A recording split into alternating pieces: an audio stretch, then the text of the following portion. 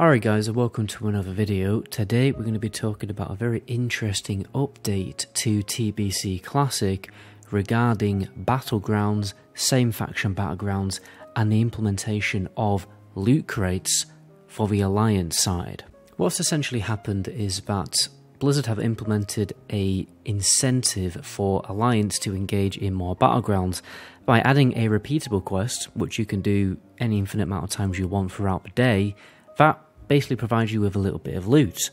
It provides you with gold, basic stuff like, water, but then sometimes it's giving crafting materials like Eternium ore, and then there are some cases of it actually providing badges of justice, which is obviously a very big incentive to do Battlegrounds. You may think that this is the best thing since sliced bread, because that means that more and more Alliance will be doing Battlegrounds, which will hopefully fix the queue issues, but as much as that will probably be the case, I think what we'll also do is encourage bad players to do more Battlegrounds. Basically, I imagine you will get a lot of more PvE players who don't really do a lot of PvP jumping into Battlegrounds to purely do it for the rewards, or people will just use this repeatable quest to leech off Battlegrounds to get gold and to get, the chance of getting badges of justice. But obviously all of this isn't absolutely set in stone, but it will be interesting to see if Blizzard does decide to keep this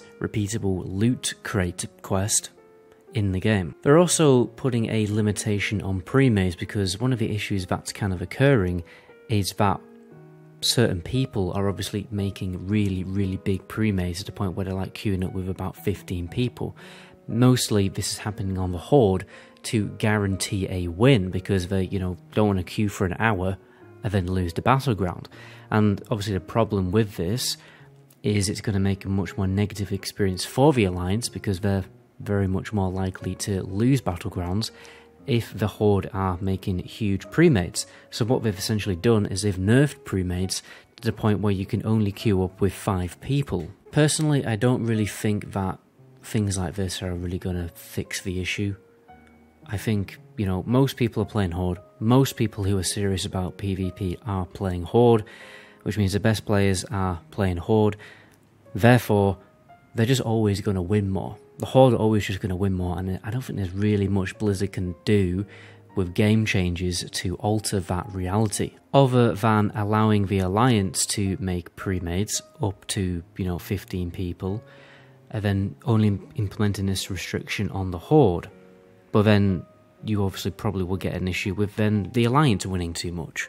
So don't think there's really much you can do about the factions kind of being imbalanced in that way. I think the main priority really is to nerf those horrible queues for the Horde, and I think majority of players are just going to be happy enough with that, because at the end of the day, people really still just do Battlegrounds for fun or to farm up their gear so that they can do what they really want to do, which is Arena. I think the only real way to totally revamp and fix Battlegrounds is to make an extremely drastic change, very similar to how it is on retail, where you can become an imposter for the opposite faction, but have it so it's more automatic. Kind of like how whenever you go into All Hillsbrad Foothills as a Horde player, you automatically get transformed into a human. The same thing could happen for Battlegrounds. So literally everyone who queues for a Battleground can either play as the Horde or the Alliance, and allow Horde and Alliance players to play together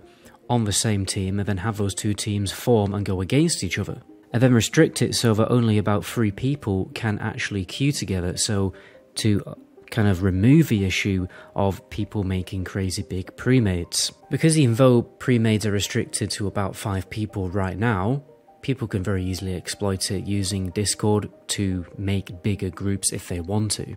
I know that's extremely drastic, very law-breaking, immersion-breaking, and a lot of people probably do not want to play as a orc player if they play human or anything like that, but in reality, in my humble opinion, I think gameplay is always much more important than, your immersion breaking. And I think the majority of people who play PvP seriously, they just want to jump into a battleground, have a decent battleground, farm some honor points, get some gear, and then jump into the arena. So does it really matter that much? I can kind of understand why more modern MMOs kind of ditched the whole faction idea because it just causes so many issues. And I think the issues that we have in Battlegrounds right now, that we've had, you know, throughout the lifetime of World of Warcraft, it is just a very simple side effect of having two factions in an MMO, and there's not really much you can do about it unless you make the Battleground and arena